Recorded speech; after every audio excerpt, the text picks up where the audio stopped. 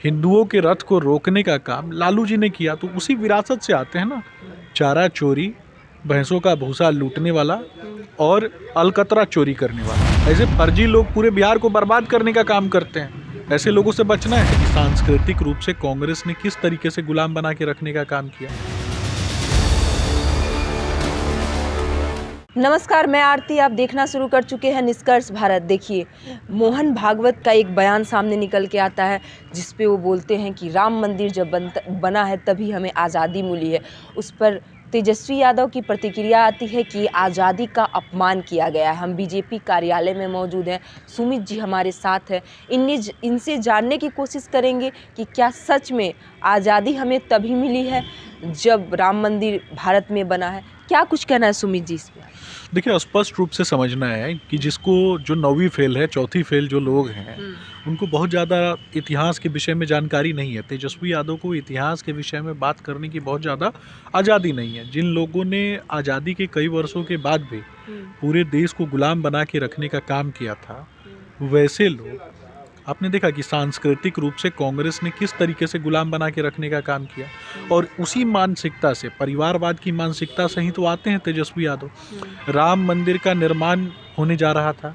राम मंदिर के निर्माण के लिए जो सांस्कृतिक नव चेतना की आवश्यकता थी, जन जन तक पहुंच करके लोगों के बीच में राम मंदिर को बनाने की बात रखने का प्रयास हमारे नेता आप किस तरीके से आडवाणी जी कर रहे थे, और उस रथ को, हिंदुओं के रथ को रोकने का काम लालू जी ने किया, तो उसी विरासत से आते हैं ना।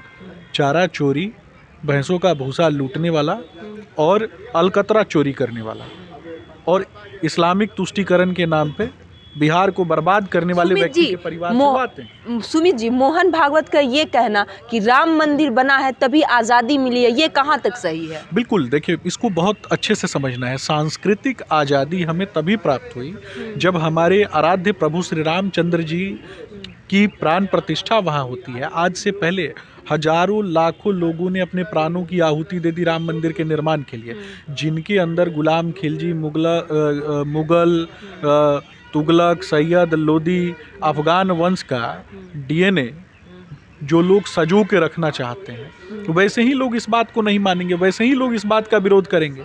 जिनको अपने डीएनए पे भरोसा है, जिनको इस बात का अभिमान है कि हम सनातन संस्कृति से आते हैं, हम उस पवित्र भारत माँ की संस्कृति से आते हैं, जिसने कहीं ना कहीं ऐसे लोगों को, विधर्मियों की बात करें चाहे विरोधियों की बात करें, उसको रोकने का काम किया।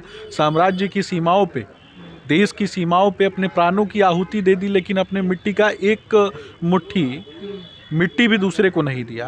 तो हम उस विरासत से आते हैं, तो कहीं ना कहीं हम उस मान सम्मान की बात करते हैं जो 9वीं फेल के विरासत से आता है, जो चारा चोर के विरासत से आता है, जो भैंस का भूसा लूटने के विरासत से आता है, जो लोगों का पलायन करवाने का के विरासत से आता है, जो अपराध, हत्या, लूट, बलात्कार और न जाने मोटरसाइकिल चोरी और गाड़ी चोरी का पंचायती जिसके घर के दरवाजे पे होता था, उस विरासत से आता है। वो बात करेगा क्या? ऐसे फर्जी लोग पूरे बिहार को बर्बाद करने का काम करते हैं। ऐसे लोगों से बचना है। चलिए सुमित जी, आपसे एक और भी सवाल ले लेती हूँ। सुबह का या दोपहर का टाइम था, लालू प्रसाद यादव जो है पशुपति पारस के आवास पे जाते हैं। दही चूड़ा मिलन समारोह में कहीं ना कहीं राजनीतिक खिचड़ी भी वहाँ पकी है, तो क्या कुछ कहना है इस पे आपका? देखिए, कोई किसी के यहाँ जा सकता है, दही चूड़ा खाने के लिए कोई भी कहीं भी जा सकता है, लेकिन जो लोग माननीय कोर्ट के द्वारा, जिसको मुखिया का चुनाव लड़ने का इजाज़त नहीं है, यानी माननीय कोर्ट ने मान लिया कि अलकतरा चोर है, चारा चोर है, वैसे लोगों को जब आप अपने दरवाजे पे बुलाएंगे तो आपकी भी क्रेडिबिलिटी थोड़ी कम होगी। तो मुझे लगता है कि ऐसे लोगों को साफ तौर पे पशुपति पारस जो थे, उनका कहना था कि हाँ, एनडीए हमें अपना मानी ही कब है। जब मीडिया कर्मी उनसे पूछे तो साफ तौर पर उनका कहना था एनडीए हमें अपना मानी ही कब है। इस पे आप क्या प्रतिक्रिया दें? देखिए, ये बड़े स्तर की बात है, खास करके बड़े नेताओं की बात है, तो मुझे लगता है कि इस पर प्रतिक्रिया जो है बड़े स्तर से होनी चाहिए। मैं ऐसी कोई भी प्रतिक्रिया नहीं दूंगा जिससे कि हमारे संबंध जो है वो उसमें वैमनस्यता आए। मैं उनका सम्मान करता हूँ, पशुपति पारस जी का। और रही बात लालू जी की, तो व्यक्तिगत रूप से आप किसी का सम्मान कर सकते हैं, लेकिन मुझे लगता है कि वो इस योग्य भी नहीं है। जिस व्यक्ति के कारण न जाने कितने बच्चों को अनाथ होना पड़ गया, वैसे व्यक्ति को अगर आप दरवाजे पे बुलाइएगा तो उससे तो आपकी भी क्रेडिबिलिटी समाप्त होगी ना। ऐसी ही खबरों को सुनने के लिए आप बने रहिए निष्कर्ष भारत पे। धन्यवाद।